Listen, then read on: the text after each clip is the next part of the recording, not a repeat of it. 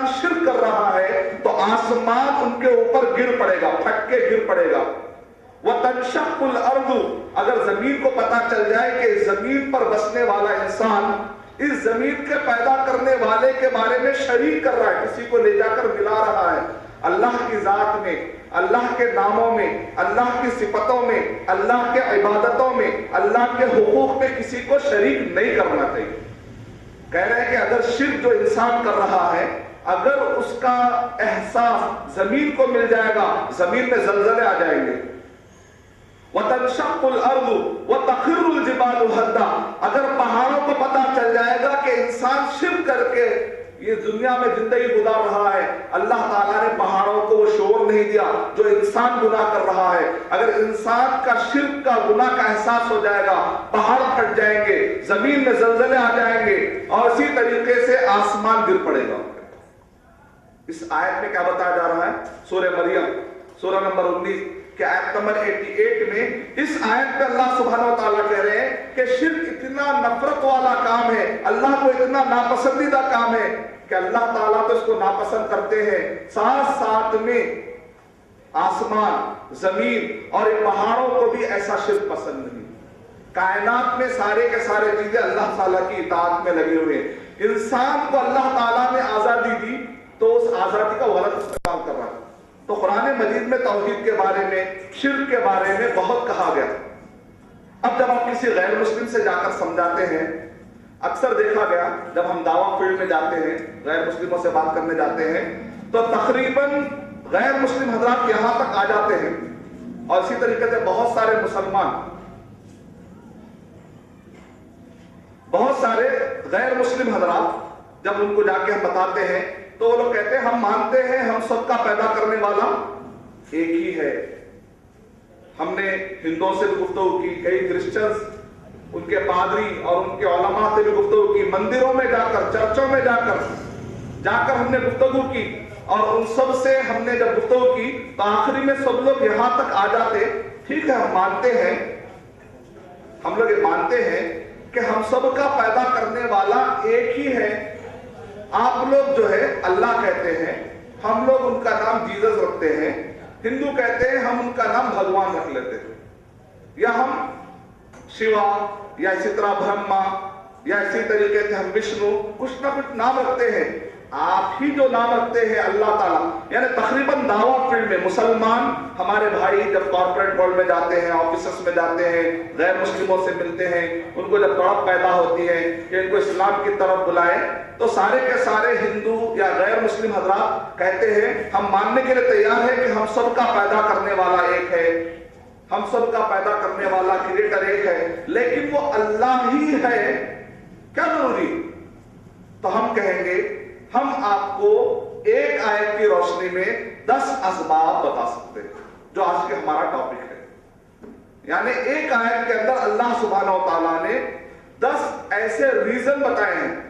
اگر وہ ریزن لے جا کر آپ چیک کریں گے، دنیا میں جتنے بھی مذہب کے لوگ ہیں، اپنے اپنے انہوں نے معبود بنائے ہیں، وہ سارے کے سارے معبود ڈیلیٹ ہو جائیں گے۔ یہ 10 ایسے اسٹرانگ ریزن ہیں جو آیت الکرسی میں بتائے گئے، سورہ بقرہ سورہ نمبر 2 کے آیت نمبر 255 میں۔ اگر یہ 10 ریزن آپ جا کے کسی بھی غیر مسلم کو ایکسپلین کر دیجئے تو انشاءاللہ ضرور آپ دیکھیں گے کہ وہ سارے غیر مسلم حضرات آپ کی بات ماننے کے لیے تیار ہو جائیں گے۔ بڑا پاور ہے اس آیت کے اندر۔ مثال کے طور پہ جب میں دلی گیا تھا، وہاں کے غیر مسلم اردو اچھا سمجھتے ہیں، تو جو وہاں کے غیر مسلم حضرات ہیں تو بہت سارے بڑے بڑے عہدیداران موجود تھے غیر مسلموں میں، اس میں ہندو بھی تھے، اس میں RSS کے بھی تھے، اس میں اوشو کے بھی تھے، یہاں تک کہ اس کے اندر پنجابی یعنی کہ سکھ حضرات بھی تھے۔ میں نے موقع غنیمت جانتے ہوئے ڈیٹیل میں نہیں گیا، صرف میں نے کہا میں چاہتا ہوں کہ آپ کا تھوڑا ٹائم لوں 5-10 منٹ، لیکن ماشاءاللہ جب وہ بات شروع ہوئی تو انہوں نے 25 سے 30 منٹ دے دی۔ آیت الکرسی کا صرف تعارف میں نے رکھ دیا۔ آیت الکرسی کا تعارف جب انہوں نے سنا تو اس کے بعد انہوں نے کہا آج سے ہم وعدہ کرتے ہیں کہ آج سے ہم مندروں کو نہیں جائیں گے۔ اللہ اتنا بڑا ہے کیا؟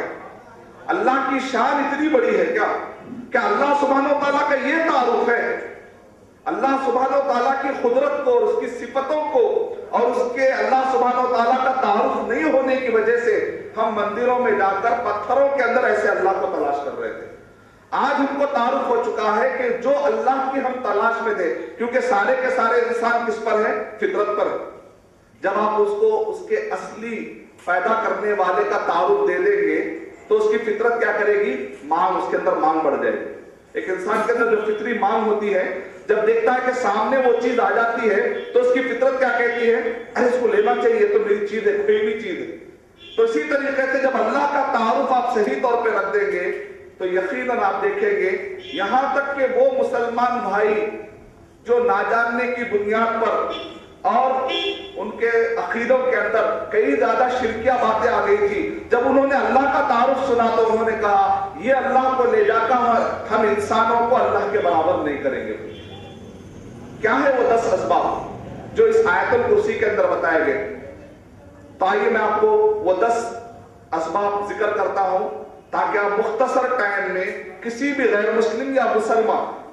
مسلمان اگر شرک کر رہا ہو تو جا کر اس کو آڑے نام رکھنے کے بجائے یا اس کو غلط القاب رکھنے کے بجائے، کیونکہ اللہ تعالیٰ کیا کرے؟ وَيْلٌ لِكُلِّ هُمَزَةٍ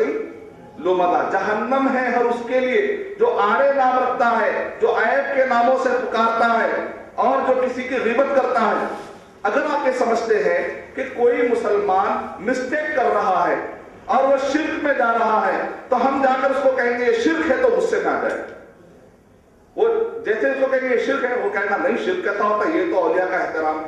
وہ کہے گا نہیں یہ تو ہمارے باباؤں کا احترام ہے، ہم کو تو ایسے ہی بتایا گا۔ اگر ہم جا کر اس کو ڈائریکٹ اس طریقے سے شروعات میں آپ یہ کہیں پہلے اس کو اللہ کا تعارف اچھا دے، ایک آدمی کو زہر کا تعارف اچھا ہو جائے گا تو ایک عقل مند آدمی کبھی بھی اس زہر کے قریب نہیں جائے گا۔ تو بالکل اسی طریقے سے ایک آدمی کو شرک کا تعارف اچھی طریقے سے ہو جائے گا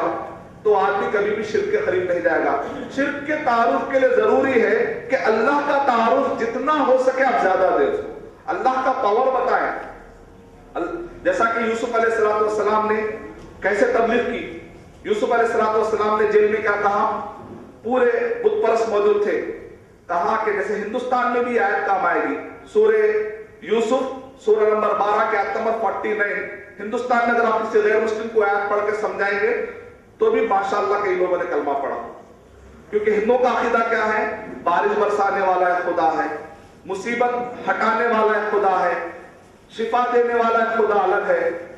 تو یوسف علیہ السلام نے کہا ارباب متفرقون خیر ام اللہ الواحد القہار، کیا تم کو بارش کا الگ، مصیبت ہٹانے والا الگ، بیماری ہٹانے والا الگ، کیا تم کو الگ الگ خدا چاہیے یا ایک ایسا جس کے اندر ساروں کا پاور موجود ہو؟ کون سا خدا چاہیے؟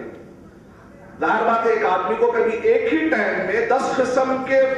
تکلیفیں آ سکتی ہے تو 10 قسم کے خداؤں کو پکار لیتے پھرے گا تو مشکل ہو جائے گا۔ ایک ایسا خدا ہونا چاہیے جس کے پاس سارے خداؤں کا پاور ہو، اس سے بھی زیادہ پاورفل ہونا چاہیے۔ تو یوسف علیہ السلام نے سمپل